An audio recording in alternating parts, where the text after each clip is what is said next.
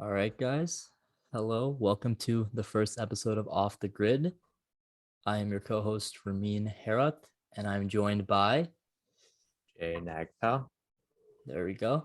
There we And go. today we're just gonna be reviewing the Formula One 2021 season and probably the greatest season since 2012.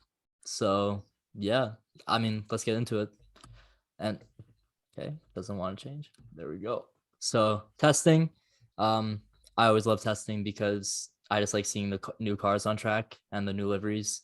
And I guess like the main takeaways was Red Bull's pace genuine, and Mercedes had a lot of issues during the testing. They were, I think, at I don't know how far down the speed chart, but I remember Lewis having trouble day one with reliability, and then Aston Martin and Haas were both struggling, but of course Haas was struggling. Expected. And it got to the point where people thought Mercedes might be intentionally sandbagging, but apparently that was not the case. And Red Bull did have I the better mean, pace. No, I mean like Ferrari's done the same. Like I remember like especially was it 2019 or 2018? Like I remember them sandbagging a lot to like kind of mislead Mercedes. So Yeah. yeah, it was a page out of Ferrari's book. All right, Yeah. let's move on to the races. So first up was Bahrain, which I think was really, I don't know, symbolic of the season to come because it kind of tested the first track limits violation when Max tried to make the overtake on the outside of Lewis. He kind of went, well, not kind of, he fully went off track, and he ended up conceding the plates himself, which I found really interesting. I thought he should have just kept going and seen what the ruling was, but it is what it is. But yeah, it proved that Mercedes weren't dead in the mud, but it also proved that Red Bull had something. Yeah. So Well, the ruling seemed to be that you could exceed the track limits in qualifying, but then in the race it wasn't applied the same way. But yeah, then but then everyone was still exceeding track limits there. So no, I remember there like because was in practice they had really strict track limits in practice, and then in qualifying they're like, nah, never mind. And then the race are like, right. nah, actually, yeah, we'll have strict track limits again. So it was kind of ambiguous, but I don't know. That was, I guess, the first of the FIA being questionable during the season, to say Yeah, the and then least. there's the question is, if this race is in December, is Max giving the place like that? I think we know the answer. Yeah. And I guess it showed McLaren's pace early. Lando finished fourth. I forgot he finished fourth. Because Right. because Checo came from the back. Checo came, he like remember his car shut down and like on the warm-up lap, and then he had to start Yeah. from the pit lane. So yeah, it was interesting. Yuki Sonoda was a legend because he made like those crazy passes on Alonso, I remember, and he finished in the points for his first Straight race, which into the was points. yeah, I wish he Yeah, had a better season. his season was great, then shit, then great. So Yeah. Damn. Alfa Romeo beat Alpine. Alpine was really bad in the beginning, I remember. But yeah. yeah. Well, I think Alonso hadn't adjusted to the car yet either. He didn't know what he was doing. Yeah. No, I think I remember him. He was on a really aggressive strategy. So he made up a lot of places, but then fell back because his tires were really old and he was just I guess he overheated his tires. So Yeah. yeah. That was Bahrain though. Lewis, it was pretty much a roll your eyes moment. Like, all right, Mercedes again. Great. Yeah, but one thing that stood out definitely at the end was Toto's reaction. I think they instantly knew that they were in for a fight all season. It didn't it felt different to other years. So then Well, we yeah. would continue to see that. The whole background on Mercedes falling behind was that they spent, I think, a development token on like a certain uh what is a nose structure. But then when the new regulations came, like with the rear downforce, like limiting the rear downforce, it kind of compromised the entire balance of the car. So they had to abandon a whole development, which kind of set them back. At least that's Right. so yeah. Imola, oh yeah, first lap pass. I mean, Great pass. great Classic pass. Max. Yeah, it was give him no room and he shoved him off. So, I mean, It's Max Yeah, Verstappen. It's Max Verstappen. yeah. He's been doing that in his entire career. He's an aggressive driver, obviously. Is it fair? Sometimes not really, but it's the way it goes. And I mean, after that, Lewis almost killed his entire race if George Russell didn't decide to become a torpedo into Valtteri. Right, right. I So mean, I think Crofty said in the start that he stuck his nose out. That's kind of what it felt like. It didn't seem to me like it was much more than hard racing at the start, but it was certainly a sign for what was going to come. But once Lewis went into the gravel, it was clear Verstappen was winning this race. I mean, he almost didn't. Like, well, not almost didn't, but if Lewis didn't go into the gravel, I'm pretty sure he would have caught him because he was, especially in the dry, he was faster than Verstappen, I think. Because he was Yeah, catching him yeah, at the end of the race. He must have. I think he was on softs too, though. I remember Lando trying to hold down second, yeah. but And then it was I, first podium of the year for McLaren, which was an early trend of showing. I mean, Daniel finished sixth, which showed at least not that big of a gap. Ferrari was fourth and fifth, so already McLaren versus huge. Ferrari. But Yeah, and the Stroll boring P7 McLaren. quietly P7, and Kimmy in the points too. I mean, I don't really care about Lance Stroll. I'm gonna be honest with. I That's mean, but fair. We can he's agree also on that. he's also good in the wet. Like he qualified on pole in Turkey last year, so well, technically 2 years ago now, but True. so But yeah, Imola was cool. Oh yeah, Mick Schumacher did his best George Russell impression when he just wrecked on warming up his tires and lost the front wing. I remember that. right, right. And kind of started the trend of Haas crashing at least every race. So yeah. Perez 12th. Pretty I think he spun out. He spun out in the middle of the race, like into the He gravel, and he never got his race back after that. he did because if I remember correctly, that first turn where Max passed, I think they went three wide, and then Max came out ahead. So Yeah. he must have spun out or crashed later in Well, the yeah, race. Sergio qualified ahead of Max this race. He qualified second while Max Yeah, was he was third, P. which Right. I think it's the only time Sergio out qualified Max. Tough. Yeah, yeah. But game's the game. It is what it is. All right, on to Portimao. Most Kind of exciting a race. kind of a it wasn't that bad. It wasn't that bad. The highlight was when Max passed Valtteri Yeah. when Valtteri was coming out of the pits. But yeah, essentially Valtteri leading early on because he got the pole, but Lewis soon passed him. I think before Lewis passed him, Max passed Lewis, but then they just swapped places again. And then Lewis got by. Max eventually got by after undercutting Valtteri. And then it was just kind of a Max was kept a pretty consistent gap, but it was far enough that there was really no pressure on Lewis. So yeah, Yeah. Not much to add. not much to add at all. You know, I just realized this is an outdated picture.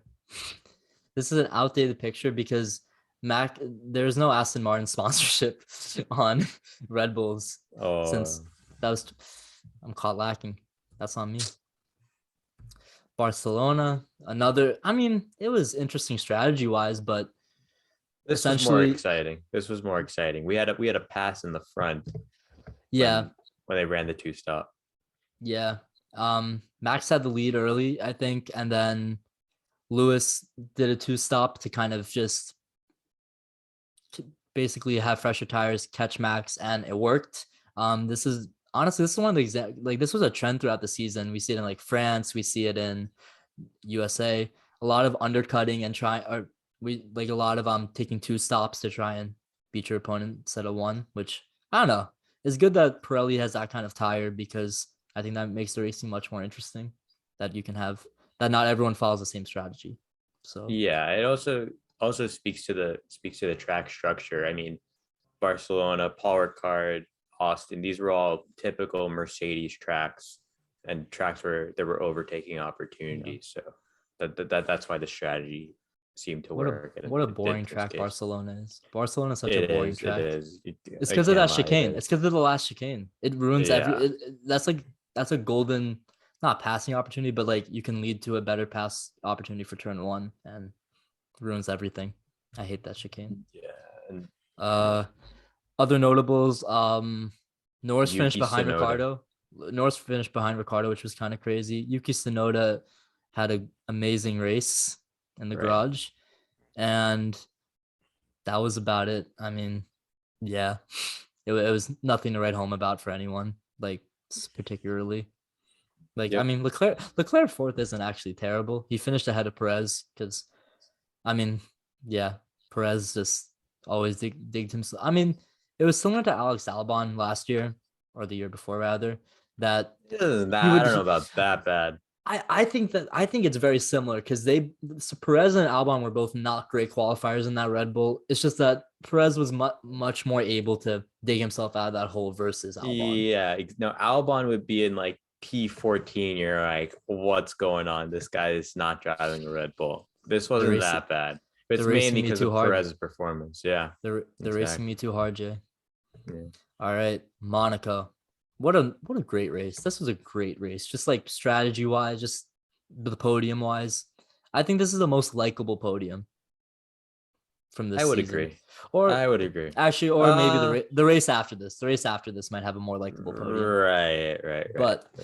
But yeah, Max Verstappen had a actually Leclerc qualified on pole and then binned it and Right. then basically effectively gave him pole, but with the destroyed car, tried to go on the warm-up laps, didn't work out. Gearbox was done.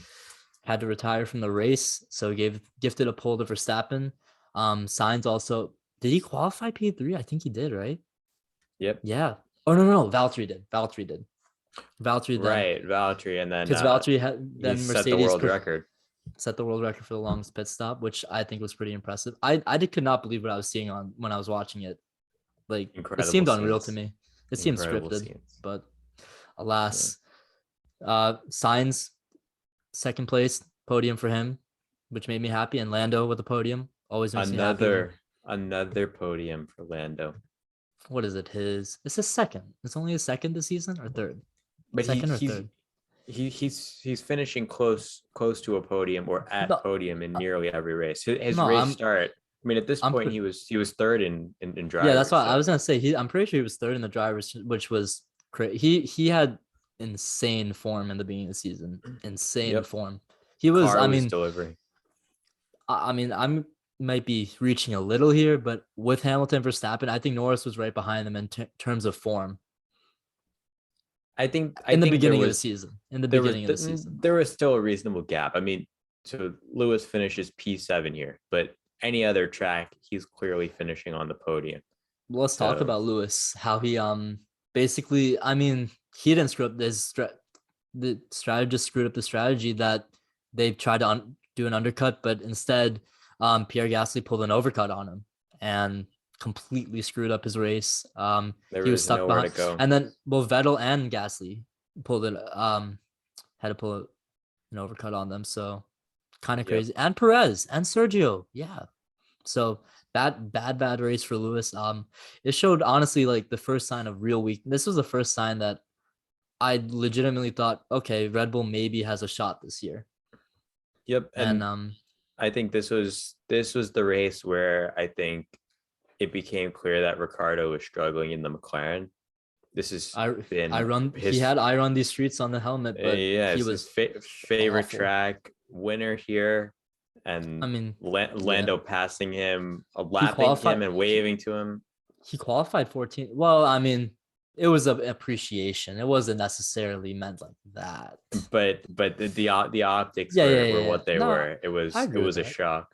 Actually, I think that now that I'm remembering that Hamilton actually he qualified terribly because in his final Q3 lap he hit the wall. I remember he hit the wall coming out of I forget, before the tunnel.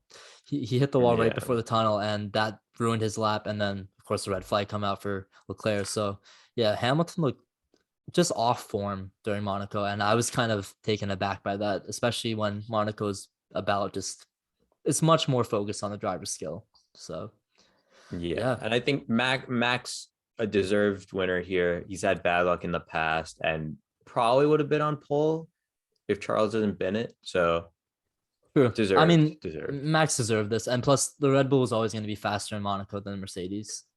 It was, no doubt. Yeah. And then, Not that I that mean, matters. But true. All right, let's move on to. I think me and Jay both agree is the best race of the season. I'd say the Well, best race I've ever seen. If you just take stakes out of it, which may be hard to do, but if you just I don't look know. at the race, just look at the It's race for what it was, because it would you it, can't compare it to something like in Abu Dhabi. It's not comparable. it But would be between this and like 2019 Hockenheim for me. right. But that this wasn't even in the wet though. This was just like a totally No, I know, but quote like, unquote normal race. And there's so many things going for it, right? We yeah, have Max at the end. We have Lewis turning into a magician at the end. Maybe the best track in F1. So I know, I agree everything with that. everything that happened here was Seb on the podium, Perez winning, Makes me so Gasly on the happy. podium, battling Leclerc. This race had everything. It really Everything we did. want.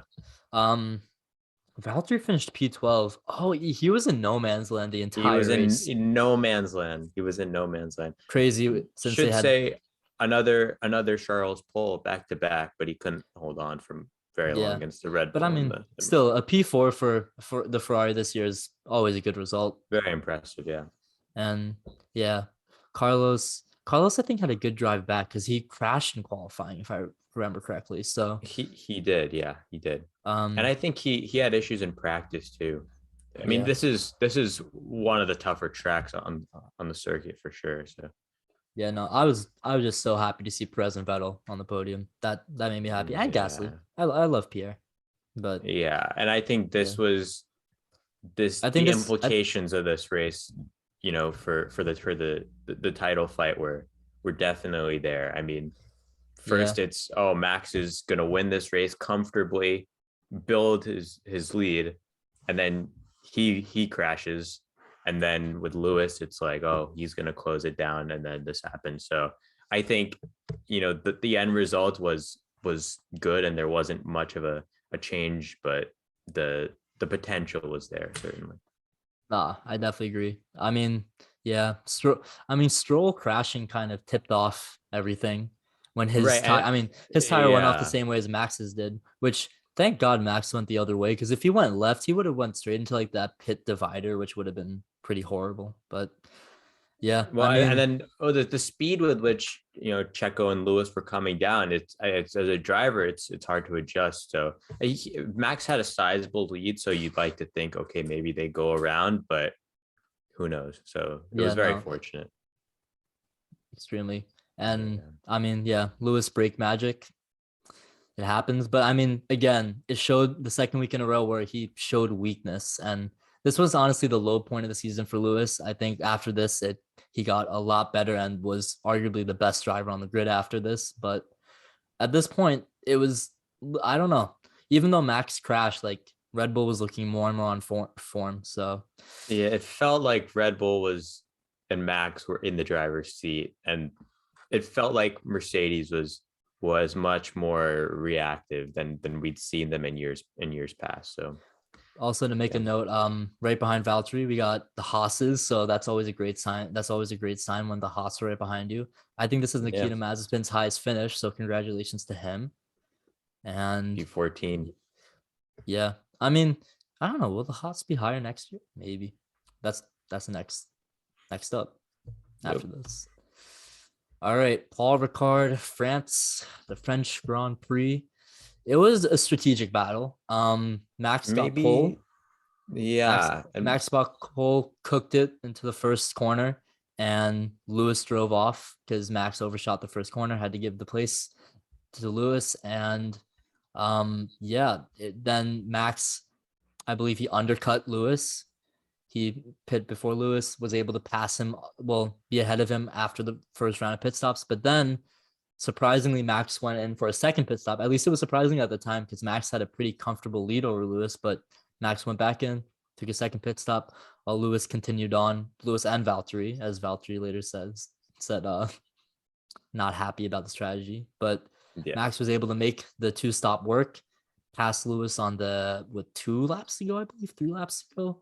And yeah, I mean, another pretty statement win for Red Bull. And I mean, this is probably like at the point where the gap was the largest between Max and Lewis, I think, in terms of points. So Yeah, I think, also Sergio it's podium. So right. And Max qualifying P1, Sergio qualifying P3. I think this was yet another sign that this was a clear title fight. And I don't think people necessarily bought into Red Bull until races I was like sold. Baku and Paul Ricard. But in terms of Yeah. having serious chances to win, because I think there's been so much fatigue through the years of Mercedes winning every year that we sort of built up like, oh, there needs to be a certain gap before you can even take it seriously. And I think this was the race where you saw it happen. Traditionally a Mercedes track, for Max to come back and win, I think this was what set it up. And also, if you look at the gap in times between the Red Bulls and the Mercs and everyone else, it was clearly a 2-horse race. I agree. All right. Yeah. Stamen win throughout the grid. For this was a big. I noticed this during the race. Ferrari was horrible during this race, just plain awful. God awful. It God was awful. something. Some had to do something with the tires. I think the mediums or no, yeah, the mediums they just really weren't good on at all. And yeah, Leclerc was a full lap down, which was I don't know. It was crazy seeing him in P16 like that. I mean, Carlos was almost in the points but couldn't get it. Um, Aston Martin showing some decent pace at this point, but I mean, it was looking pretty clear that McLaren was the better constructor at this point. And I mean, Lando at this point still was probably P4 in the drivers, P3, P4. And yeah, I don't know. Shout out to Nikita Mazepin for last place. Facts. And then Austria, the first race. This was called the Styrian Grand Prix, I believe. Yep. And then this is the one that was just Max got away. He just got away. They were faster. There was no drama. I mean, Lando like was fighting Sergio, I think, at some point, but there was really no drama. It was kind of a whatever race. I mean, Ricardo drowning again in P13. But while both Ferraris go right behind Lando. So I mean, that was really McLaren's Achilles heel and a decent part of the reason why they didn't get P3 this year. Although, I mean, second half of the season, they were definitely the worst team. But yeah, Yeah. Stroll, outplacing Vettel again. Yep. I think Lance Stroll has been overhated over the past few years. That he's F1 caliber now. He's definitely F1. I think people in the past would question whether he was F1 caliber. And now he's like, I think after last year too, like getting pole of Turkey, running pretty decently in the. He finished fourth at the Hungaroring. Like he proved that he belongs in F1. So I mean, Vettel showing that maybe he's out of his prime. I don't know, but I mean, He'd go on to confirm that later in the year, but I think yeah, this was. I think this race there was an expectation that the Max was going to win, and he did that. But I remember that it well, I felt like mean, Max couldn't lose a race at this time. These tracks were definitely, they suited Red Bull, and Red Bull had the better car at this point. I think most would agree, but I mean, it is a Red Bull another ring win for after all. Max. It is a Red Exactly. Bull, but I mean, also like Red Bull's just been notoriously good. Like even in what is it, 2019, they won this race Yeah. when Max like booted off Charles. So I mean, Right. yeah, Yeah, but not much else to Austria, talk about. Austria 2 was a little more interesting at least because Lewis midway through. Well, there was a lot of pushing and shoving this race. This was the race when Norris forced Perez off, and Right. then All the 5 second. All the 5 second he got a five penalties. second penalty, and then Perez shoved Leclerc off twice and got 2 separate 5 second penalties for it. So it was a much more push and shove. But Lando sticks it back on the podium. Lewis had floor damage at some. I think he ran over the turn one curb kind of, and it kind of destroyed his race. So finished P4. Another sign where Lewis didn't look like himself, at least his dominant self. Yeah. it was a lot more mistakes than we were accustomed to for Lewis to make. And I mean, when Max is winning by 17 seconds, it's a tough look. So Yeah. um Lando on the podium yet again, passing yep. Lewis. Still in top form. Ricardo at least closing the gap a little bit. Yep. We haven't given enough love to Pierre Gasly. Pierre Gasly has just been in the points always, even though he might have the fifth best car, but still, I mean, Yep. And what a driver. also for Russell. This was this was Alonso versus Russell. Yeah. Quietly P11, and I'm Alonso saying after the race, I wish it could have been anyone else because it felt like there was a real chance he would get into the points. And I think this was the point where people started noticing more and more, well, that Williams car is actually not the worst, and there's chances for them to finish. And then in the races to come, we see that actually Well, come yeah. to be. I mean, in testing, Williams themselves said that like their car is good for specific tracks. There will be tracks that they struggle on, which later in the year, like especially Barcelona, tracks like that, they struggled on terribly, but there's other tracks that they ran really well on. So yeah. Right. Austria's was just Max Verstappen domination. And then this was I mean, it was a turning point for Max, essentially. This was a turning point, right? Huge turning point. This was a turning point. I mean, yeah, this image speaks for itself. Yep. Lewis winning, but also I want to focus on the red car in the background, Charles Leclerc, who, man, I was really hoping he would win this race, but I mean, Lewis was too fast, past him, but still, Charles getting second was pretty awesome. But I mean, yeah, this race was obviously dominated by the crashing. Whose fault was it? I mean, we can give our takes now. I personally think that while it was a racing incident, definitely Lewis is at fault. Yeah, I tend to agree. I do think one thing to note though is it didn't have to play out this way. Max could have given the place, and I think that highlights a huge difference in the mentality between Lewis and Max. Lewis will let Max go, take the 18 points, and live to fight another day.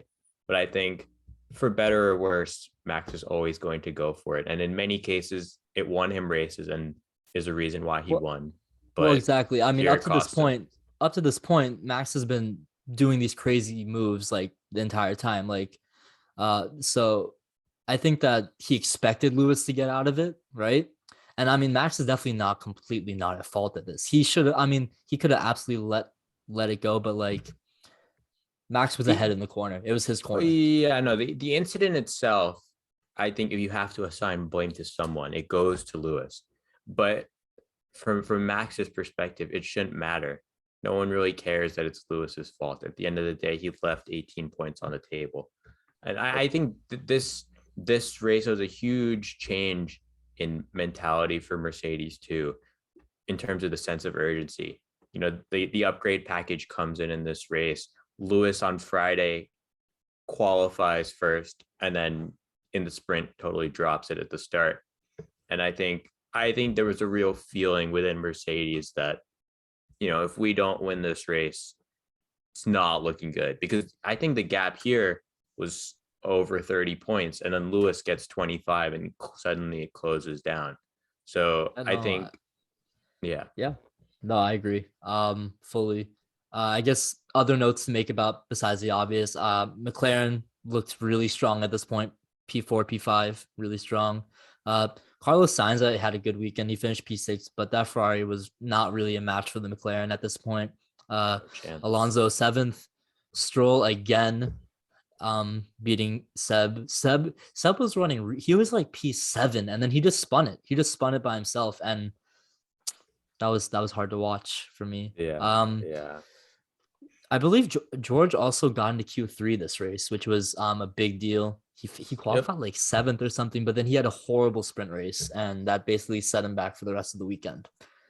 Yeah. And Yuki beating Pierre in the points. Yeah, but I mean, MVP. Yeah. Sergio finished 16th. I forgot what happened to Sergio actually. I actually forgot what happened to Sergio. I think was Some it just crash. like oh no, it was just pit strategy. I think they were just trying to get him to get rid of the fastest lap. Like they just boxed him to get rid of Lewis's fastest lap. I think that's what happened. Oh no, I know, I get that, but he for them to have done that, he must have already been out of the points. So Yeah, I mean, I think Sergio looked kind of like a nut because didn't he spun in the sprint race or something happened to him in the sprint race. I remember I something think happening to him in the sprint no, no, race. no. Yeah, yeah. Something. I think he spun out in the sprint race. That Yeah, sounds right. there we Yeah. go. But yeah, this But was essentially the turning point of the season.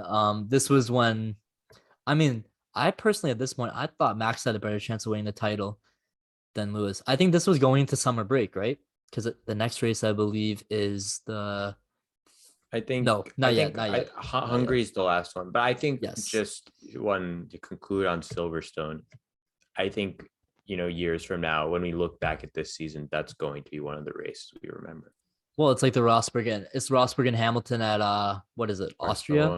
Barcelona. Oh, Barcelona Right. and well, there's so many races, but yeah, Yeah, yeah, Barcelona. yeah, No, actually, Barcelona is the right one, the wreck. So yeah, I mean, yeah. Iconic race. uh, Valtteri goes bowling here. there was like I don't know how many millions of dollars of crash damage this caused, but it was actually insane. Yeah. I know Sergio got nearly the worst of it though. Yep. But yeah, Valtteri goes bowling and basically destroys Red Bull's chances. And then Lewis had the questionable call. Well, it wasn't necessarily his fault. It was his team's fault again. None of a lot of Lewis's mistakes this year came down to Mercedes faltering rather than him.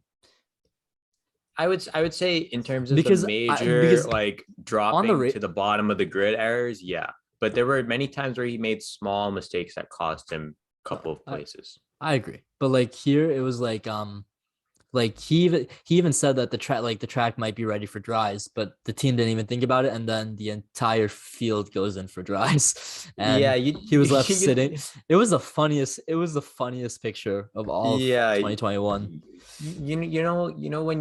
when you have to go to class and you go to class and no one else is in the classroom, it probably means that No, you're not like in the right place. So yeah, I no, think this was maybe the best meme of the entire season. it was great. It was amazing. It I was mean, and incredible. Max still managed to get a point, even though his entire right side of his car was missing, which was a pretty strong Incredible. testament. Most underrated performance of the year from him, my But then opinion. obviously we had the winner, Esteban Ocon, which was out of nowhere. I really, really wanted Seb to win, but I mean, it's hard to pass at Hungary. And basically, Seb's pit crew dropped him the race when he tried to undercut Ocon, and his pit crew's like, "All right, we'll give you a 5 second pit stop." So Yeah. yeah, that was. I mean, Seb should have won the race, but happy for Esteban. He deserves it. He's a great driver. Um, kind of got screwed over by the whole Mercedes situation and Force India situation when he kind of had to get booted for Lance. So Yeah. it was tough for him, but I mean, good for him to win the race. Yeah. Second was Seb. He got disqualified because of he didn't have enough fuel at the end of the race, which kind of I don't know, kind of a dumb rule to me, but that's okay. Yeah. It's So funny how Lewis had an insane drive back, yep. but it led to probably the best battle of the season between him and Alonso. Fernando Alonso going Hakeem Olajuwon and playing It was lockdown defense. it was the best like okay, I don't think it was the best defensive drive of the year because we obviously have I think there's one Something that in won the Abu upset. Dhabi. Yeah. Yeah, but it was amazing to watch. It was really amazing to watch. And yeah, I mean, that was that beautiful podium, blessed podium. And then yeah, Carlos after Seb gets disqualified, Carlos got another podium, which I think went under the radar for a lot of people. Yuki finished P6. I didn't even remember.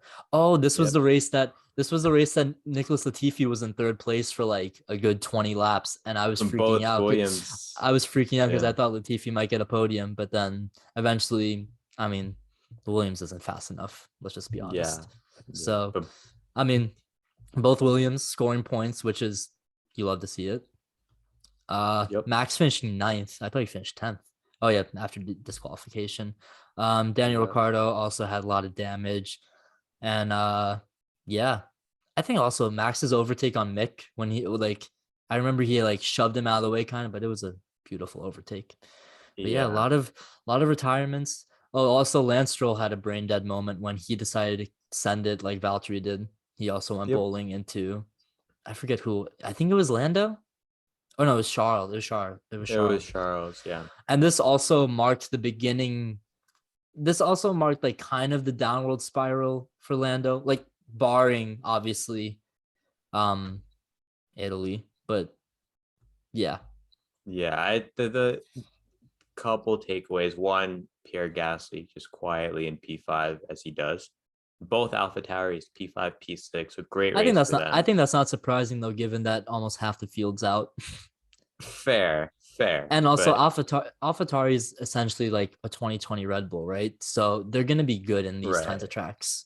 right. And this, I mean, this was Alpine's race, but it's funny that despite what felt like dominance from Max in this first half of the season, they go into the summer break and Lewis is ahead, which is Yeah. really quite shocking. But And I mean, is what this it was is. Red Bull's race to win. Let's be honest. I mean, Red It Bull was.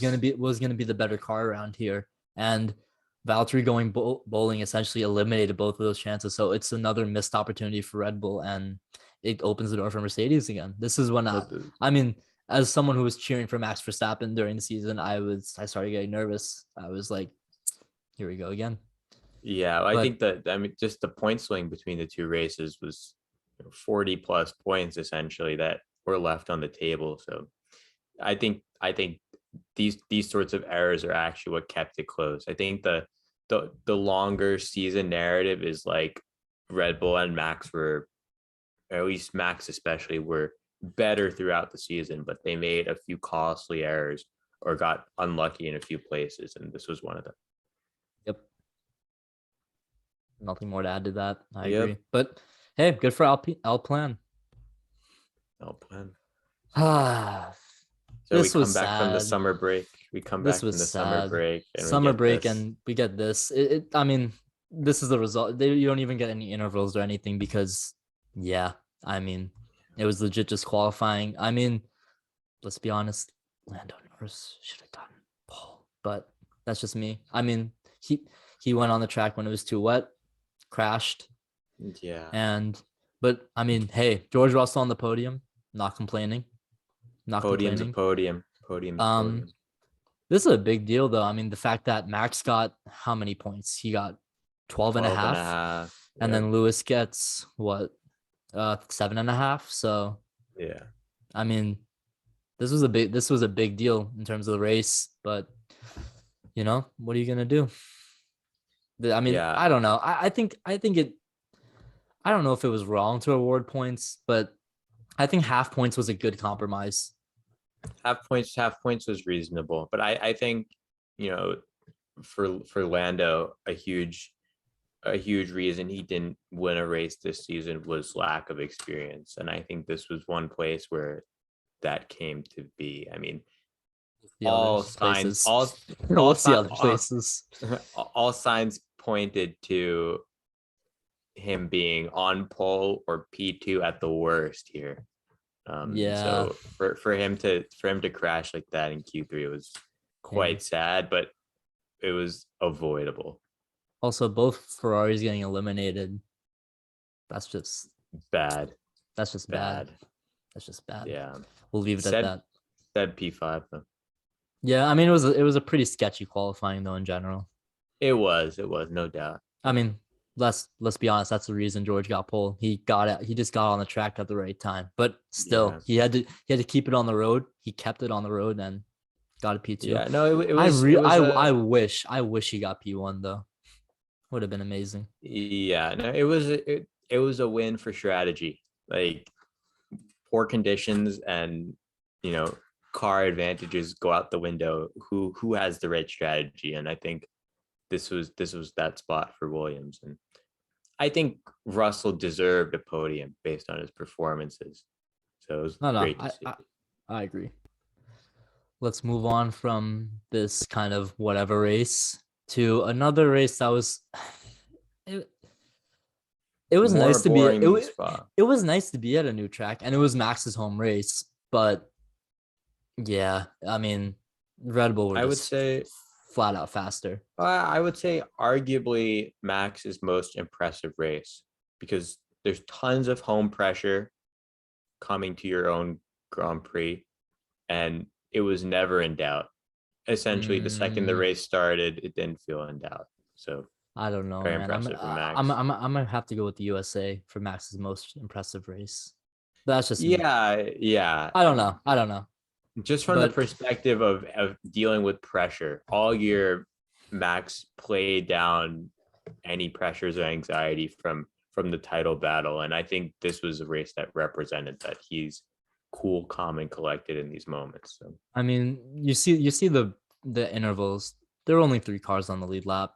It was just Red Bull. It was just oh yeah. Max, Lewis, Valtteri. Pierre finished fourth, which is kind of crazy. Um, Ferrari fifth and seventh, while McLaren barely getting the Yep. points. We start to see the drop off here of McLaren. Alpine start to come in a little bit more. Well, they're not yet drop off. There's still some races we have to talk about for McLaren before the drop off Yeah. happens. But yeah, I mean, El Plan, Fernando sixth, Esteban Yep. ninth, pretty good. Robert Kubica,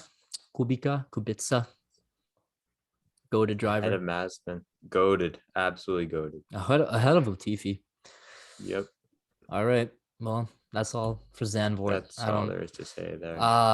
This was a bet. This was personally one of the better days of my life. This is yeah. This I mean, well, we'll start. I mean, it was okay. There's a lot to actually go into because this was a sprint weekend also. So Right. I mean, we had the sprint race in which was it Lewis that had a engine penalty, or did he just not? Did he have a grid No, pen? Oh no no um, no! Lewis just screwed it up on the start. he had a bad start. He I was think he went awful at the to start. yeah, no, he went He I dropped think back to P6 or he 7. goes to P5 or P6 at the beginning and then Yeah. And I really mean, doesn't recover. And this was Valtteri qualified on pole and Valtteri won the sprint race, but he had the five place or 10 place grid penalty. yeah, and that moves Max up and then moves And then, Ricardo into P2. yep. And then off the start of the race, Ricardo took the lead from Max, which was, yeah, pretty awesome to watch. It was to see Ricardo back in these positions was really nice. And I mean, basically going into this weekend, it was a Mercedes. It was a Mercedes track. I mean, it was a Mercedes track flat out. Yeah. Mercedes, they had the better power unit, I would say. So it was basically Mercedes race to lose. And they did their best to lose it. But then eventually Lewis starts cutting through the field, trying to get up to Max. Max kind of holds station in P2. And then Max has a really slow pit stop, gets out, and he comes right with Hamilton, and right out of the pit lane, they crash. Again, another racing incident, but predominantly the blame is on Max. He should have just backed out. He shouldn't just have held it on the outside. He wasn't going to make the corner ever. So Yeah, I and I mean, think and Lewis unlike had the right to cut him off there. So but I mean, exactly, it hurt both of them. It was honestly a positive for Max since Lewis was likely to beat him this race. It was a positive for Max. right. I think unlike Silverstone, where it's clear Max has the corner, I think this is one where it seems like it's probably Lewis. So it's an inversion of what really happened in Silverstone. But Yeah, which is yeah, why I figured it was even. I mean, also, I mean, some people said that this was Max kind of doing this on purpose, just trying to get Lewis out of the race. I mean, I doubt it. Sure, it could happen, but I doubt it. It was racing. You're trying to win a title. You're trying to get as many points as you can. And Max kind of knew if Lewis went by, he wasn't gonna like be able to pass him back. So that was I don't that. think But I don't think he was trying to crash. I think what it was I think early on in the season, I think Max sort of established his will and thought that if we're in these wheel to wheel battles, he'll let me go. But as things heated up throughout the season, and Silverstone was the first point where we saw that Lewis was not going to let that happen anymore. we get another crash. But 1000 agree. that allows for a cheeky little McLaren 1-2. This is the most beautiful picture. This Zach is the most Brown, the beautiful picture. shoey. I mean, I think it's obvious that I have McLaren bias, but I mean, it was a great day. All F1 fans were happy to see this though. True. Except I mean, maybe Ferrari fans. No. yeah. I mean, Lando was able to get by. Well, he got by. Who was it? He got by Leclerc with that crazy pass on the grass, kind of. And Incredible I mean, pass. Yeah. beautiful 1-2 finish. Remember Lando telling Daniel to go faster, and then Daniel just gapped him. So I mean, it was kind of a showing that maybe Daniel has pace, maybe he's found it, maybe he's like fully back. So I mean, yeah, Ricardo Norris, beautiful to see orange at the top of the pylon. Russell got points. I forgot about that. Another track where Williams succeeded in, but also a lot of crashes. Gasly went out in the sprint race, was it? Or I forget. Yes, it was the sprint. Yeah, race, he got his wing clipped off or something, and he went into gravel. Yeah. And then yeah. I mean, other than that, pretty great race. I mean, it was great. It was a great race from my perspective. Otherwise, I guess it was a pretty boring race. Otherwise, yet another spot where Lando almost wins, but just doesn't quite get there for whatever reason. So, well, I mean, it was team orders at that point. You don't want to mess up a potential 1-2. No. At that point, you just leave it be. But it's like you would think like, oh, Max and Lewis crash. Maybe it's Lando's chance, but he's just not in the right position. So yeah, I mean, it's only 1-2 finish for the entire season from any constructor. So, which is pretty insane to think about, but that's how it goes. It also speaks to Red Bull's competitiveness, because if Red Bull's not there, then there's essentially no chance we don't get at least one Mercedes 1-2. So I think it also highlights the second driver syndrome of top teams they're not performing the best. I mean, like Perez finished 5th. Perez finished behind a Ferrari. I mean, I don't know. Maybe Ferrari was faster. I don't know. It was maybe. Okay. Ooh, and well, from good to not so good. Well, let's start with the qualifying. This was Lando's first pole. Amazing lap. Sainz qualified second, I believe, and then third was Lewis. I think so. Yes. I don't quite remember. Also, didn't one of them had a grid penalty? Max had he had an engine change. Started from the back. Max started from the back of the grid. Yeah. Yes, and I mean, we'll get into the championship. We'll first talk about the race. Race itself, pretty entertaining race. Lando passes Carlos after I think 20 laps. After Carlos gets a jump on him at the start, and then after that, essentially, Lando is fighting off Lewis Hamilton, who's just charging through the field after he has another terrible start at the beginning of the race. Mm-hmm. So Lewis digging himself out of hole. And before the rain comes, Lewis caught up to him. But as soon as at least in the beginning phase of the rain, Lando was able to keep his own. Like when it was pretty light rain, when they were still both on slicks, Lando was gapping Lewis, which I mean was a pretty big testament to his driving, but also it was, I don't know. I thought he was going to win it. And then it started really raining. And Lando with the famous no. So, yeah. Had it coming. Inexperienced. Yep. And I mean, it lost him the race, but I don't know. It showed his driving capability, if like more than anything. Also, I mean, you get where he's coming from, though. You've been looking for a win on multiple occasions. You think it's within possibility, and now you're a couple laps away. It's really hard to say, okay, I'm going to go into the also box. But I think McLaren made a bad. Oh yeah, keep going. That's the benefit of experience, where Lewis, at first doubts it, but then it's like, all right, I'm going. And then that's the thing is that both Lando and Lewis call off their teams to switch to inters, but then Mercedes shares the valuable information that the rain is going to get heavier, and then that convinces Lewis to pit box. But McLaren never told Lando that it would get heavier. They said that it would stay the same. So probably team communication will cost him the race, but also, I mean, Lando wasn't experienced enough in the moment, and It happens. What else we got? What else we have to talk about? Ricardo fourth, drove well, but Sainz gets another podium for Ferrari. Carlos Sainz just racking up podiums very quietly, very silently, but racking them up. Valtteri being a no man, but this was, I think this is the race that Max Verstappen won the championship, in the sense that he was out of this race completely before the rain. He was in seventh place and he wasn't able to pass, like, I don't think he was able to pass like Fernando Alonso. He was stuck behind Alonso in seventh for like 10, 15 laps. And I mean, he was on for a terrible points day.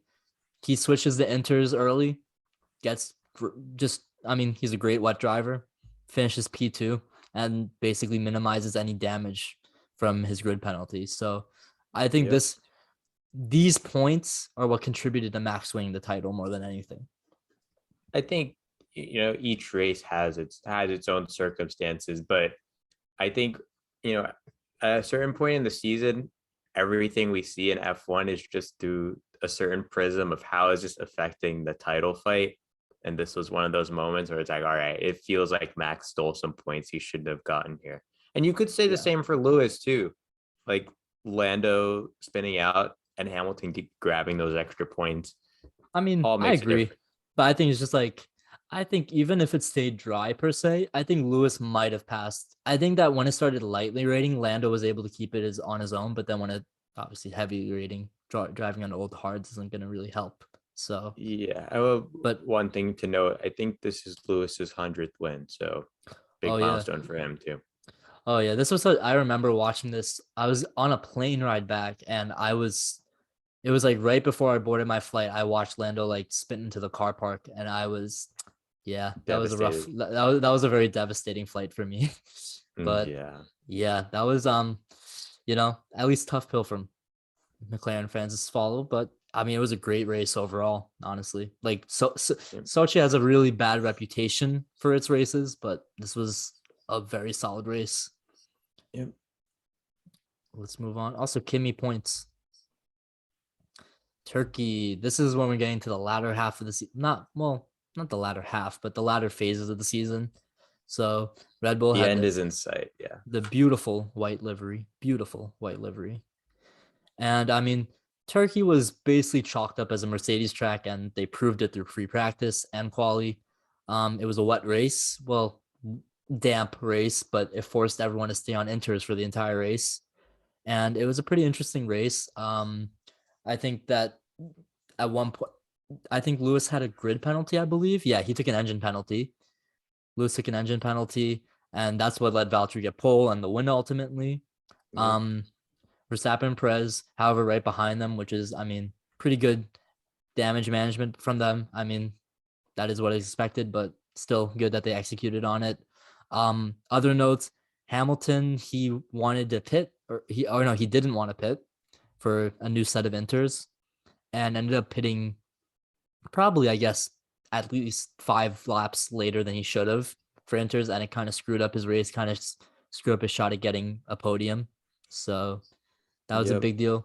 Another mistake from Hamilton himself. This was just, he wanted to stay out on the old inters and didn't work. Same thing. Well, not same thing for Leclerc. That was they had the famous radio communication that if you stay like this, you're P1, which, yeah, duh, no kidding. Yeah. But Leclerc was out in the lead. I was hoping maybe he would win, but I doubt he could, and eventually he boxed for new inters. But still, 4th place, another solid points haul for Ferrari.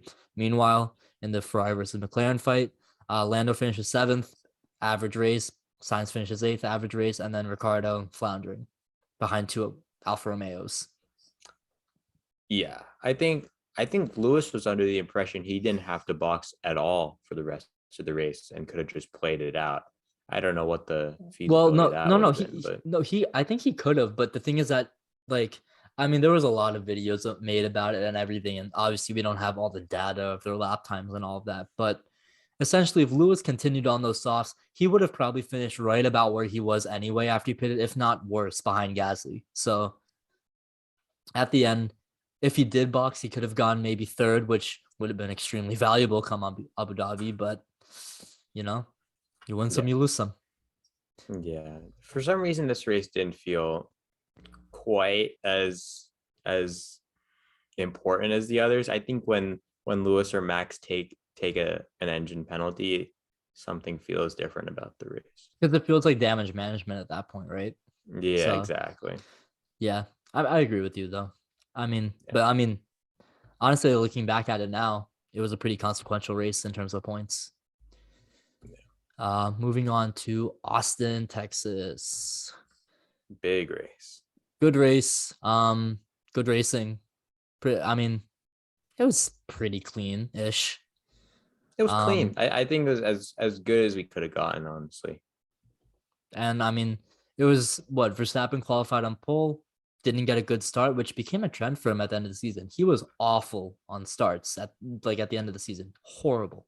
Really strange because usually he starts quite well. I So mean, we saw it in Imola how he got the jump. We saw it. Well, we see it later in the race in Mexico that he got a great start. But other than that, he had pretty bad starts this year, which he's typically known yeah, for a good start. But yeah. he's also struggled in the past. So I don't know. He's hit or miss on starts. But either way, he Lewis had the lead. Max undercuts, and he's ahead of Lewis after the first round of pit stops. Max goes in pretty early for a second pit stop, with pretty too early in like my opinion, and to I remember Norman Brundle's opinion, and then Lewis comes in. I think what is it? Almost 10 laps later, boxes, and it looks like Lewis is going to chase down Max and get the win. He couldn't. He got to Max's rear bumper with, I'd say, 5-ish laps to go. Max was able to fend him off. I mean, he had some help from Mick Schumacher and his DRS, but I mean, I mean, in my opinion, it was the most impressive race from Max because it showed that even though he was clearly disadvantaged, he still found a way to win. yeah, it felt very Lewis-esque, like maintaining the tires and figuring out a way to win, just like Lewis did in Monaco in 2019. But Exactly. I think at the end, Mick Schumacher gives Max DRS, but also holds him up a bit. So I think it balances out essentially. But And I mean, great race. this one's a big deal because at least in the terms of what the remaining tracks were, this was chalked up as a Mercedes must win. Yep, So with because you have Mexico and Brazil coming up, and which are they typically historically Red Bull tracks. right. So So I mean, this was a big deal, and I mean, at this point, I personally thought Max had it. Like, not in the bag, of course, but I thought it was like, yeah, more likely or not, Max is gonna win the title now. I, Perez had a I podium. Oh yeah, yeah, I think next race it feels that way. But it should be noted that Perez really you felt like he had a solid shot at pole here, which was not expected. yeah. But that was another sign that Red Bull is in a strong position. But the other thing to look at is just the time gaps. Like Lewis and Max are just so far ahead. And this is, we were talking about how, you know, other people are in the mix, like Lando, close to performance, but this felt like the gap was just huge. No I mean, one's but even also close. at this point, like not even Mercedes, Red Bull was still developing their car, right? Like the rest of these teams, full 2022 focus. At this, it's a championship too at this point. Right. Ferrari strong race P4, P7. McLaren strong race P5, P8. Good for Daniel Ricciardo in his favorite country besides Right. Australia. Uh, Yuki in the points. Valtteri sixth. Just no man's land again. Yeah. Yuki in the points, which he had decent form at the end of the season. I think he was very inconsistent during most of the season, very inconsistent and very crash prone. But towards the end of the season, he showed signs of life.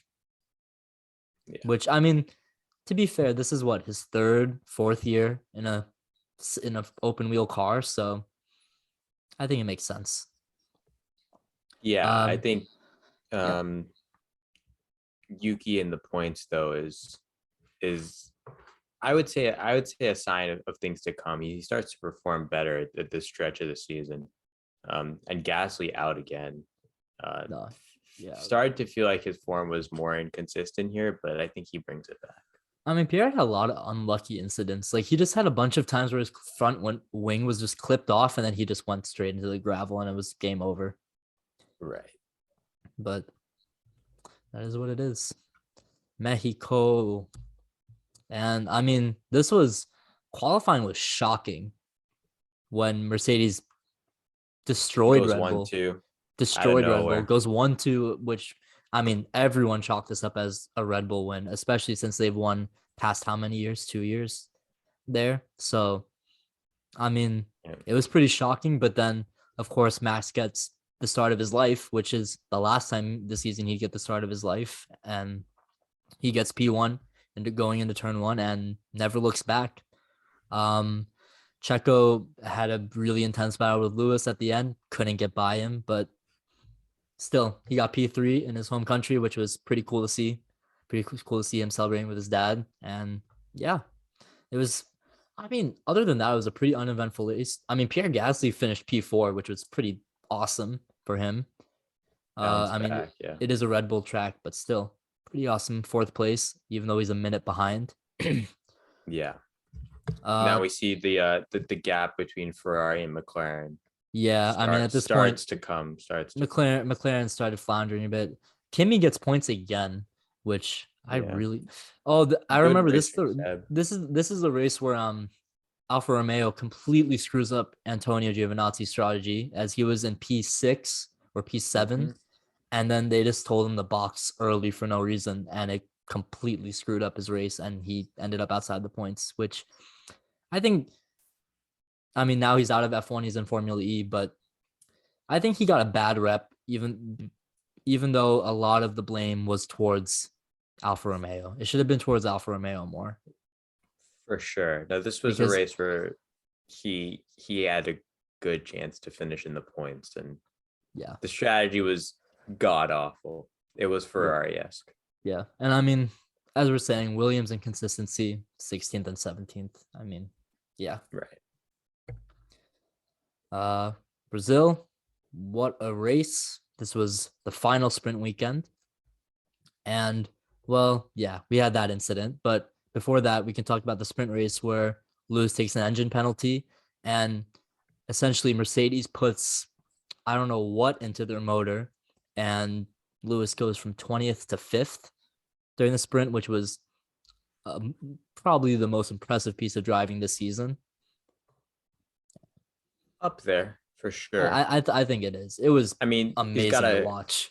crack cocaine infused engine working to his advantage, but I Yeah. think I think the lowest point of the season for Merck and Lewis, and when I think most people thought it was over, was when he gets that grid penalty in addition to taking the new engine. I think everyone thought, I don't know how this is recoverable. But I think after that sprint, that was the turning point where it became clear that he has a Well, remember he took the engine to win this penalty. race. He took the engine penalty because of the he got disqualified from qualifying for having too big of a DRS gap, which was big Right. controversy. And then like there was like Max got fined 50,000, I think, for touching Lewis's car, and there was a whole lot of stuff. All But of that. it all acclimated to this point where Max, when Lewis was basically hunting down Max, Lewis goes for the move. Max just completely sends him off the track. Like they're both completely off the track. This was honestly, it could have been a penalty. Should have been a penalty. It was not completely clean and fair racing at all. No, So no, no, no, no. This is yeah, this was out of undoubtedly a pocket. penalty. So I mean, But no the penalty was given. pro the problem with this in terms of the larger scale and into the end of the season is that I think it was the first major point where people started saying, all right, the FIA is messing things up here, and Yeah, there's no sort of consistency. yeah. I mean, the FIA was pretty terrible throughout the entire year. Like just from almost every call, they were pretty inconsistent and not great. So, I mean, this was the beginning of, well, it's kind of lit the fuse for what happened in the final two races. Let's just say, Yeah. because this kind of set the precedent that, oh yeah, this is fine. So, we're gonna find out what else is fine, I guess.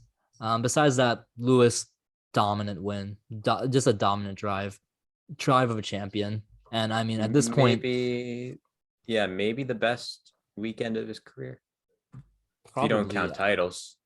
I don't even know. This was just it was a disgusting drive, and I mean, you won it. I have the Yep. wrong results up. That's tough. I just looked at this. I'm like, you know why? This is a sprint results. Ah, Yeah, oh yeah, I but forgot Valtteri won the sprint, but in the end, Lewis Lewis wins it, and oh yeah, Lando had a great start to the race. This was where McLaren had a little sign of life, and then Carlos Sainz cut his tire down, not on purpose. It was just that was pure racing incident, and it happens. yep. Qatar. I mean, it was pretty unentertaining. Besides, I guess the podium was cool. Alonso getting a podium again was really cool to see. Typical Lewis dominance, though. There was a lot of punctures. I remember that was the big thing about the race. I think what Valtteri got a puncture, both Williams got a puncture, Lando got a puncture. So Yep. it was Yep. crazy. Lando was also on for a great performance here. So like McLaren missed out on a lot of points due to just unluckiness, but that's how it goes. That's F1. Yeah. But yeah, Alpine looking great. P3, P5, pretty crazy. Alplan was in full effect. Fernando getting that podium. Aston Martin looking somewhat competent. P6, P10, even though they didn't for the rest of the season. But oh well. I mean, Ferrari P7, P8 just getting points on the table. And at this point, I'm pretty sure they were ahead of McLaren at this point and pretty solidly like in front of them. But no turning back. Yeah. dominant win for Lewis. I mean, it was expected for him to win this race, but still, I mean, never in doubt, though. Yeah. I mean, at this point, it was looking tough. Unless Max can conjure something up that's either Saudi Arabia or Abu Dhabi, which we'll see what happens. But yeah. All right. The most intense race of the season, in my opinion. Even because Abu Dhabi is a little, I don't know. This is the most intense race of the season to me. It's Max versus Lewis, and this is where things get kind of nasty. It's ugly. It starts off with, well, okay, let's start off with this is also the FIA just being plain horrible. They were just terrible this race. Plain horrible. Yeah, we need to start on qualifying first, though, because that might be the most intense qualifying we've ever seen too. That Verstappen lap was the best lap I've ever seen since Hamilton at Singapore in 2018. Yeah, I think it was Fernando's reaction says all you need to know about that qualifying. It was a wild lap, but he binned it. You have to finish the lap, and he just went too hot into the last turn. And then he ended up starting second, third, but either way, fought his way up to second. Had a bit of an incident in the first corner, and then I think he was supposed to give the place back, right? Or no. He was in front of Lewis. Mick Schumacher crashes, runs out of talent, and then it's a safety car initially. So what do Mercedes do? They pit, of course. You get a free pit stop. Why not? Red Bull stay out under the suspicion that, hey, maybe if it starts as a red flag, or maybe they just were more sure about their tires. I don't know. Bam, after Mercedes pits, red flag comes out, and then things get weird. Things get really weird. So when there's a red flag, everyone gets a free pit stop essentially, which was really screwed over Mercedes and other drivers like Lando. And Red Bull got a free pit stop, but also they had that kind of cut in turn one that they had to deal with. So Michael Massey basically brings up a negotiation that, all right, listen, you just have to go back to P3 and we won't think about the penalty. And they took it, which was, I mean, I don't think that's how stewarding should work. I think you should just give him he deserved a 5-second penalty there. He should have just gotten the 5-second penalty, but oh well, that's that. Yeah. Whatever. Restart time. And I believe there's a crash at the restart. I don't remember who's in front. I think Max. Sergio crashes. Oh no, Sergio crashes in the Max restart. dives on the inside. Remember, he was from P3. He dived on the No, inside. Made an amazing pass. Amazing pass. That was clean. well, there's two. There's two, right? So in one he cuts through, and that's the one where That's after the safety car. I think the first one after the red flag, he makes a clean pass, right? yeah. And then bam, crash happens. Sergio Perez and a bunch of other drivers back there get crashed. Another safety car, and then we restart again. No. The second one is the clean one because that's how he's in front for the whole time until Lewis catches him. The second one is the clean one. The first one is the one where he cuts. You're right. And I think Esteban Ocon got second ahead. one. But yeah, Ocon was the leader for like 2 seconds. Yeah, he's like, I'm And not then- getting involved in this. Right. I And will then crash say, happens. anytime Esteban and Max are in close proximity, my heart rate goes up because I'm expecting something to happen, Nah. but nothing happens. I think they're past that stage. I mean, Max was like, how old was he when he was like 21? Like he's like, yeah, no, it was time ago, but yeah. No, I mean, I don't even know what to say. It was this is just dirty racing. the messiest race I've ever seen. I mean, Because we haven't even gotten into, did Max brake test Lewis here? What was going on with giving places back, giving places back? We have to break down the order of events. So essentially, what happens is that Max like has to give up the place to Lewis, right? So he's just waiting there. He's just waiting there, and Lewis doesn't want to do it because he wants to get the DRS on him. But Max keeps slowing down, and Lewis is just not passing him. So Max, I mean, he got on the brakes. We don't know why, but right after he got on the brakes, he hits the gas. And as he hits the brakes, Lewis goes into the back of him, damages the front wing, and everyone's like, what just happened? Well, I think as I saw it, I think Max was braking the way he was to clearly signal, like, dude, just go past. I mean, I agree. Because he's doing it right at the DRS straight, Lewis can tell that. Well, firstly, Lewis wasn't even aware that Max has to give the place back. They were still trying to like relay the message to him. But yeah. Yeah, so that's already sus. And then what's worse is that when Max is clearly braking, Lewis doesn't go straight past, which I thought was very strange because I agree. No one's going to intentionally give a place, even if they can take it back. You just wouldn't take that risk as a driver. So no, exactly. It seemed clear to me Lewis should just take the place, but he doesn't know what's going on, so he's very, very unsure. And then Max breaks even more to be like, just go.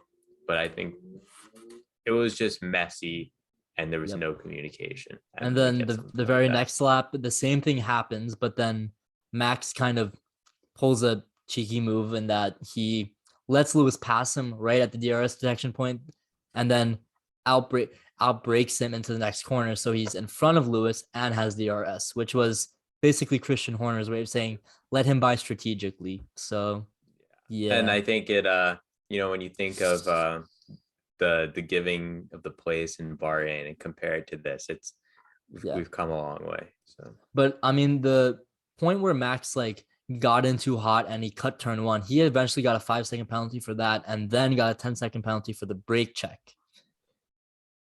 right? Which was interesting. I mean, didn't affect the overall running of it. Here's a good old brake check, and yeah, I mean, it was a crazy race. I mean, Esteban gets beat out by a podium by 1/10, which was right. Tough. Oh, right at the end, Valtteri passes him, which is so tough to see. But Ferrari and McLaren pretty even actually at this track. Daniel finished 5th. Good race from Daniel for sure. But also Lando got kind of screwed over. So, but still, great race from Daniel. I mean, not much else to say. Tensions were never higher. I think at this point, everything was out. Everything was out in the open. No one was filtering anymore. Everyone just. But I mean, what a setup. both drivers even on points at this point, and who knows what You you're walking couldn't, into at Abu Dhabi. yeah, you couldn't write it. Just even for Lewis to just get fastest lap, so they're tied on points. It's just Yeah, everything Lewis played got the out this fastest season lap in a certain way. with that damaged wing. He still got the fastest lap. That's what was Angry, incredible to me. angry Lewis compensates, and the I Mercedes front guess. wing has magical powers. All right, are we ready, Jay? It's the time for Yes, we are. We Oh are. boy. All I right. still, Well, I still think about this race on a near daily basis, and yeah, it's as do been, I. But it's just it's been, almost 2 months. all right. So quali, Max gets pole, He or gets is it pole, and Max gets pole? Sergio is a phenomenal teammate here Oh yeah, because he gives in the good he draft. Yeah, yeah, he the tows him. slipstream. Yeah. Yeah, he tows him, and then he stops on the straight to give Max as much straight line speed as possible to compete with the Mercs. Yep. And we should say that Max's lap here Was itself amazing. was incredible. I think because of Sergio's involvement, it didn't feel that way, and it was very quiet. But the gap between Yeah. Max and Lewis here on this pole lap was massive. And when Max was going for his second run in Q3, he's matching his times without Sergio's toe, and he only lets off because he knows he's on pole. So it was an incredible quality performance, and I think rights the wrong that happened in Jeddah. So great lap. I agree. And also, I mean, Lewis finished second. He couldn't do much better, which I was surprised by, given that I thought Mercedes, this was their track. But especially with the reconfigurations and the limiting of corners now, like you have more straights, I thought this has to be a Mercedes win. Didn't quite get it, at least in quali. Lando was third. Valtteri was way off the pace, I remember. Way off the pace. I think This was, Sergio got I think, Sergio was P4. Valtteri was no man's land. I think it has to be said that Valtteri's positioning here may have cost them the championship. I Because mean, let's be if straight up. Valtteri sold the entire season. He was not. oh He no, was just. He was pretty he abysmal the did. entire season. No, he did, but just in this race specifically, because if we take it that Max isn't champion without Sergio, then you also have to say that Lewis may have been champion with Valtteri in the same position. True. If Valtteri is there to stay out and hold up Max with a Merc pace advantage, I think Lewis is probably ahead enough to compensate and take another stop, get on fresh tires at the end, and then I agree. So no, I completely agree. I mean, I think, yeah, if you thought that the teammates didn't matter and this was just Max and Lewis, this was the race that showed you that's not true. it's also Valtteri kind of showing just a middle finger to Mercedes after. No, it was. I mean, yeah, he was driving. He was in P7 the entire race. Like he was just out of it completely. He was in cruise control. He didn't care. Like yeah, the way he jumps into the pool at the end, he didn't give a shit. It was done. It was done. Those videos were amazing at after the race. Incredible. But okay, let's get to the race. Lap 1, Max completely just dies on the start. Doesn't know what he's doing. I don't know. He just completely misses it. Lewis gets a perfect start and he's gone. Going into turn 6, I believe it is, turn 7, Max sees an opportunity as he knows that Lewis might get away if he doesn't. Sends it completely sends it. Probably from too far back, but gets inside of Lewis and uses up the entirety of the racetrack, forces Lewis to go off. But instead of Lewis sliding in behind and just like staying on the line, Lewis just cuts across the track and keeps his place. What do the stewards do? Nothing. Why? Because of the precedent set in Brazil. Probably. They can't rule differently unless because of what happened in Brazil. So even though, in my opinion, it should have been a penalty, like it should have been a penalty in Brazil, both weren't penalties because of how they've ruled in the past, which, I mean, that is what it is, Yeah. That's the rules you're racing with. I think, in Brazil, even without a penalty, Mercedes is going to win. They had a raw pace advantage, and the same was true in Abu Dhabi. Like, yes, you can complain, I should have given the place back, but the fact that he was clearly ahead on mediums compared to Max on softs said enough about Merck's pace advantage. So I don't think it matters too much in the grand scheme of things, but it's more of the FIA being incompetent. Agreed. 1000%. We move on. Lewis gets out to a lead, pretty big proportions. It wasn't looking good for Max at this point. He was on softs and he wasn't able to catch Lewis on mediums. And I mean, it just didn't look great for Max for most of the race. The rest of the race was pretty uneventful. I mean, well, not the rest of the race, until the middle of the race, where the first pit stop cycle comes into play. Max pits early, gets on new set of mediums. Lewis then follows suit a lap later. But Max's teammate, Sergio Perez, stays out on his tires on the medium. Or no, he was on the softs. He was on old softs and puts on the greatest display of defensive driving. Just incredible.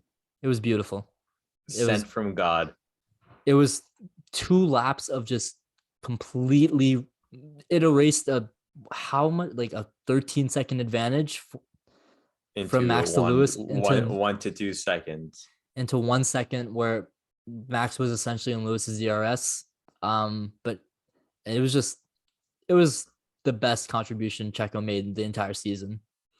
Yeah, he earned an extension off of just that.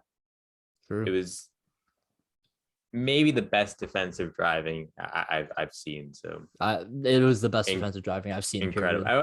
Even stakes aside, it was like it was so funny to see Lewis saying it's dangerous driving. It's like, no, dude. I mean, no, you have to say something to try and get that FIA's attention, though. No, right? No, it was just him. But the whole year, especially at the end of the season, there was like, oh, is this on the limit or over the limit? And there were times where it went over. But this did that. If you had to sum up what it means to be on the limit, that is like the video you would show someone. It was great. It was perfect.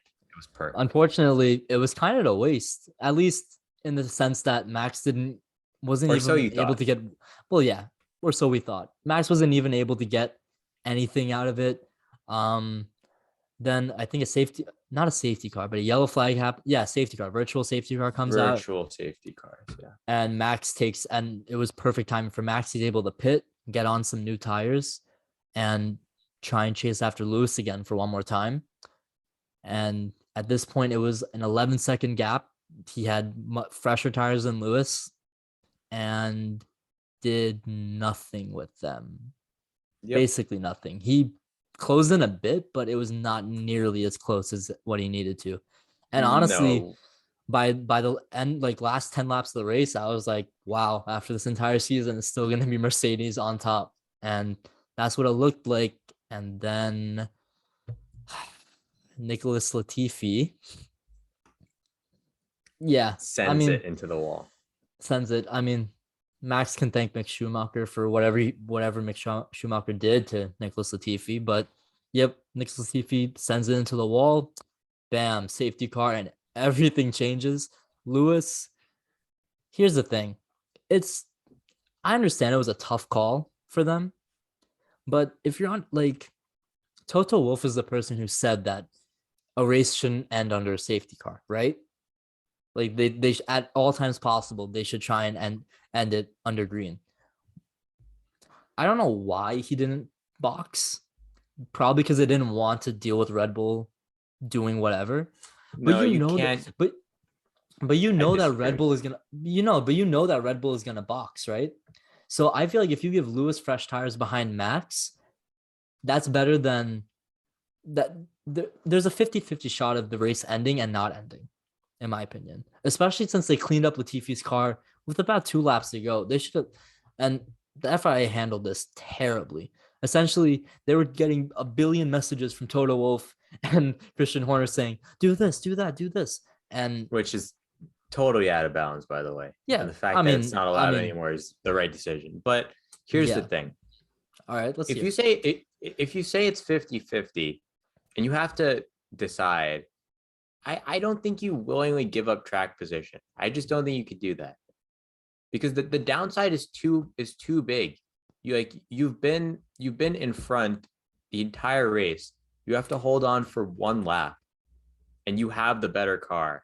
Like, I just think like if it ends in a safety car and you've pitted, you've just given away everything for essentially no reason. The downside is too big, and it worked out perfectly in Red Bull's favor. But if I'm Mercedes, I'm not pitting there. You can I don't know. box there. I don't know. I think that given the circumstances, I might have boxed Lewis. But either way, It's retrospective though. You know yeah, I don't know. there Hindsight's there 2020, but like yeah. still, There I has mean, to yeah, be something in there. the moment, it was just, you know, I mean, in the moment, I was just like, what is going on? Yeah. But yeah, Anyway, so Max on brand new softs, Lewis on 50 lap old hards. And I mean, it's about 2 laps to go. We get a message from the safety car saying no lap cars are allowed to overtake. Okay, race is over then. Even if they go back green, Max has to pass 5 lap cars between him and Lewis. And that's just not going to happen, no matter how fast he is. So race over. A lap later, or no, that was with 3 laps to go. A lap later, we get the fateful message that can all lap cars pass? No. It's just the ones between Max and Lewis. They can go. And also, we're bringing in the safety car this lap. Yeah. And that makes sense. yeah, that look, I know that this was probably the most watched F1 race ever, right? Probably in terms of ratings and everything. You're trying to put on a show. I get it. But this was just out of bounds to me. I mean, No, it's more of a it turn was off to a new viewer. it was out It's of more of a turn bounds. off. And also, why would you say you can't, like, lap cars are not allowed to overtake? Why not let them overtake? The car was essentially cleared with 2 laps to go. Why not let the lap cars overtake and just restart it with 1 to go? So I The think mix and signaling was completely unnecessary, in my opinion. so that was the issue, was like at the beginning of the safety car being there, you need to clearly establish what are we doing. Like, are we like you have to be able to essentially forecast how long is it going to take to get Latifi's car and all the parts off the track. Like, as the race director and someone who's been in that position, you have to understand that clearly. You can't wait until there's 2 laps left and be like, oh shit, okay, these cars go and we race. Like, you can say at the beginning, okay, we want to race, we think we can get it done. So we'll have all the cars that have been lapped unlap themselves and then race. That's fine. But the reason they had to do it this way, so in such a hurried fashion, was they didn't know what they were actually doing at the beginning. I think that was the biggest issue. Plus, also, if you're following the rule book, you let all the lap cars go on that lap, and then the final lap would just be under safety car because you would have to wait for a lap to go back around according to the rule book, which Right. both were broken Like, in this case. it's And just I it's mean, just a it's just it's blatant. And I get that you want to race, but there's a certain cost of consistency and clarity. I think no one knew yeah, what was going it, on. and I And mean, I mean, you have to feel it for looks Lewis. terrible. I mean, it just looks terrible. It's a horrible look. You're completely. I mean, it's just unfair to Mercedes. Completely There's unfair. no, but the larger implication is that the ruling body of the sport has no credibility. Like, Well, I mean, that's we'll get into that on the it's final thoughts, I think. But yeah, right, but I mean, it's I don't want to say it's unrecoverable, but it's going to require major changes. yeah. I mean, we already had an announcement today that Masai might be out, but we'll see. Besides Yeah. that, obviously, I think everyone knows the rest of what happened. Max on the last lap, they have one final lap. Max on brand new softs dives it down on Lewis. Lewis can't do anything. He has one really good run on a DRS straight and gets alongside Max, but there was no point. Lewis was on 50 lap old hards. Max was on 1 lap softs. There was no shot. Max, world champion, and We got I to don't get know. to that orange from Max Verstappen, world champion. Absolutely. I mean, both drivers deserve the championship equally. It was both it was an amazing title battle. It was the best title battle since 2012. Simply I put, see. Oh no, I think it far more. exceeds 2012. Yeah. But I'm saying since. I mean, I don't know if it could exceed. Just off Yeah. driver talent. Like there have been years where there's more guys in the mix and it's Well, tighter, yeah. but I guess. I because don't we know. have, I would say these are the two best drivers since Schumacher, pretty much. So you're saying this is like 2008 ish, as good as 2008, when Hamilton got it on the last corner. Easy, Is but that is that even clock? 2000, even 2008, yeah, the 2008 didn't have the personalities. I think this was like Senna, Prost, but Hmm. No, I I mean, I I agree think with the magnitude. yeah, and I think for Max, like he had his fair share of bad luck. So I'm not mad at him winning, but the way I in which mean, it yeah, transpired was highly questionable. yeah. No, I mean, I was absolutely favoring Max Verstappen to win the title. I wanted him to win the title because I mean, everyone gets tired of dominance. But I mean, the way it happened was pretty. It was It was sketchy. wrong. It It was was very wrong. sketchy, and it was. I mean, you can't take the title away from Max, but it just wasn't the way it was supposed to be. And I mean, I felt the way Lewis handled himself after the race was amazing. Like, I mean, I don't know. It was pretty amazing to see how hard he fought and still to act the way he did was, I don't know. That It's being said, say something. It's been like 2 months and the man is off the face of the earth. Like, just say something. But I don't, I mean, I agree. I eh, agree. let him rock. Let him rock. I mean, also, like, another implication of that whole safety car crap is that it completely screwed over Carlos Sainz and Yuki Sonoda and like the rest of the field because it was just 1v1. But like, if Carlos was there, like, if it was followed, Carlos would have been P2. Yuki might have gotten a podium.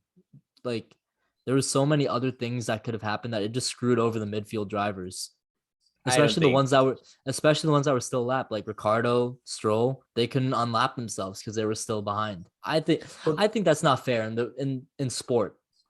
In well, it sport, doesn't it it should be. yeah, it doesn't make sense. Like the FIA doesn't exist to govern the top two cars and They their don't race. exist to govern It's entertainment either. They govern. right. It's They're just to apply the rules. That's it. right, exactly. And it's supposed to be concerning all cars in the race, not just the ones in the front. And so it was a clear sacrifice of integrity and consistency I just for mean, entertainment. I think simply put, if the FIA wanted entertainment, they could have just thrown a red flag and just given everyone free tire Right. choice, and you would have an amazing final lap. It would have been. That was my immediate reaction was It should have been a red flag. even if you want to, even if entertainment is a huge priority, which as viewers we all want secretly, right? Yeah. You could have done that in such a way where you're not clearly breaching the rules. Like it probably didn't need to be a red flag. Like it probably should have been a yellow, just No, based on no. It how look. clearly they dealt with it. But having a red flag and having everyone get on fresh tires, I think is what we actually would have wanted to Well, see. And oh it, yeah. yeah, then it wouldn't you wouldn't feel like anything was tainted in Max winning either. It would have felt pure. I mean, except the Lewis fans would still find a way. I mean, the red No, flag but itself would be, but it would be much, much, much less controversial than what no, actually happened. I don't think it would be anything because the idea is like safety cars happen, and then we want to be, as sure as possible that everything is clear for the end of the race. And I think Lewis fans would want that too, because what if it is like we just do like a yellow, and then there's some parts haven't been cleared or something under the assumption that we continue racing.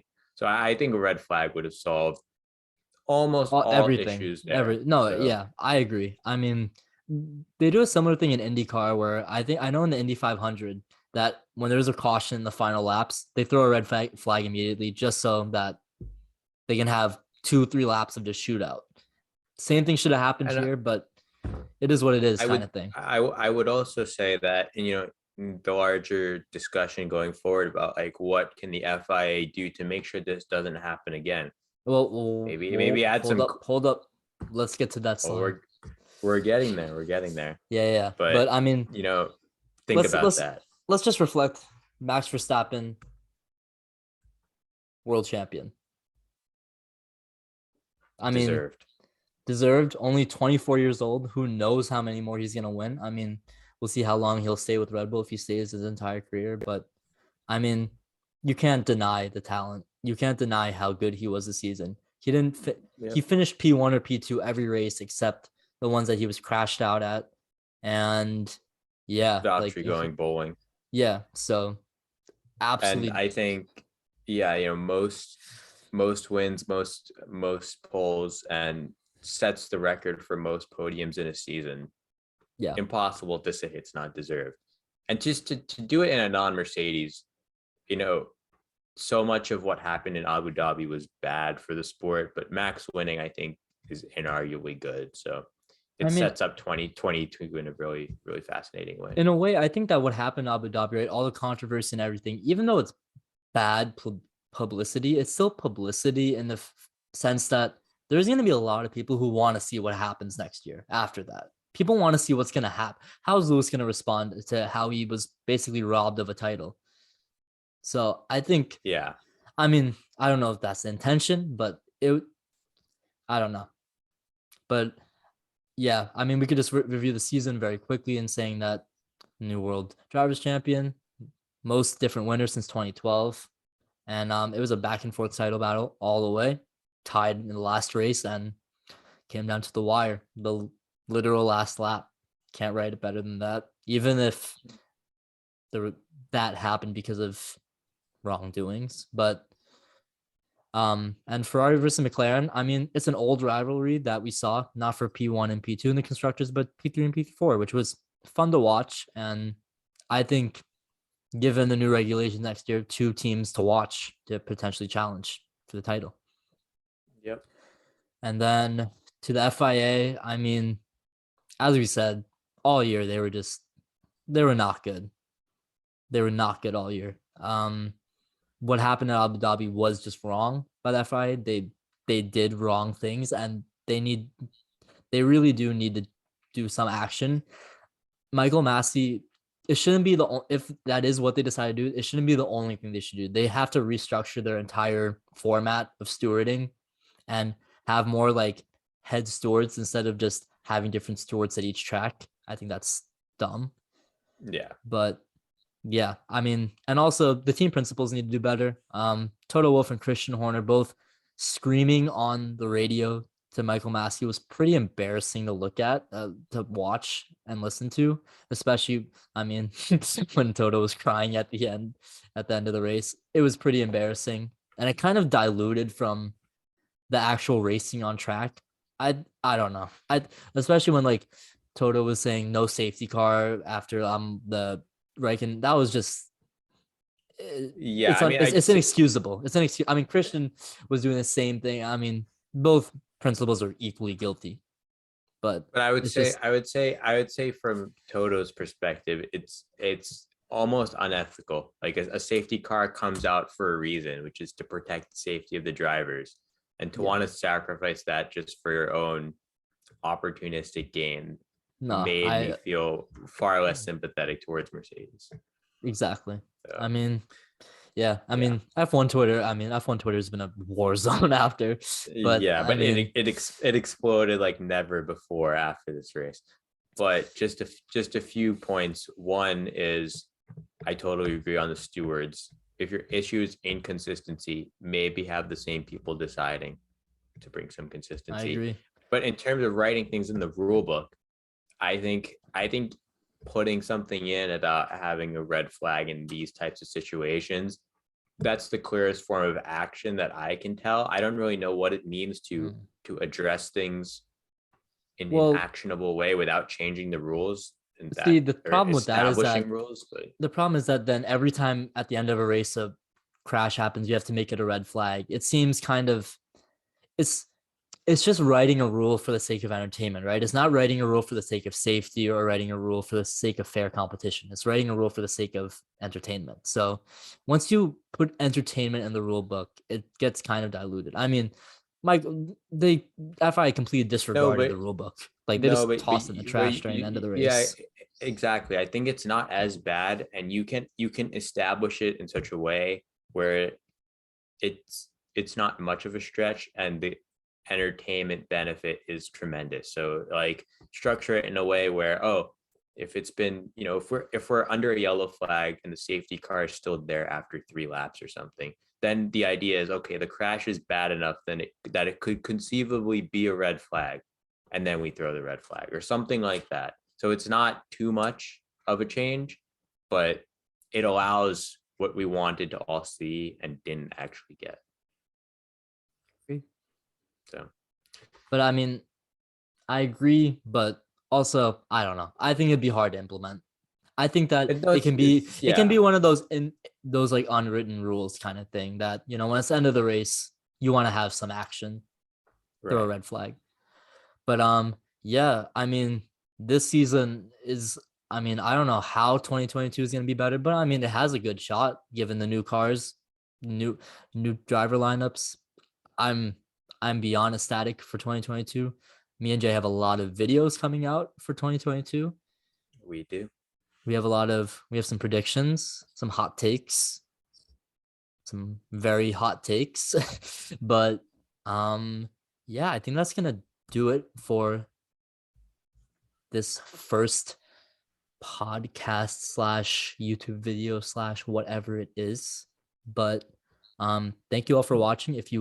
For the 2 of you that are still watching, thank you. We're gonna try and keep these uploads. It's gonna be hard to upload during this time since there's no racing, but we're gonna have driver predictions, driver ratings, track ratings, stuff like that to try and keep us entertained while we wait for testing. Once testing happens, we'll have a podcast about that, and then after each subsequent race, of course, we'll have a podcast. So, thank you all for watching. Jay, any other words you have? Words of wisdom you have for us? Stay tuned. We got more coming. That's it. All right. Peace.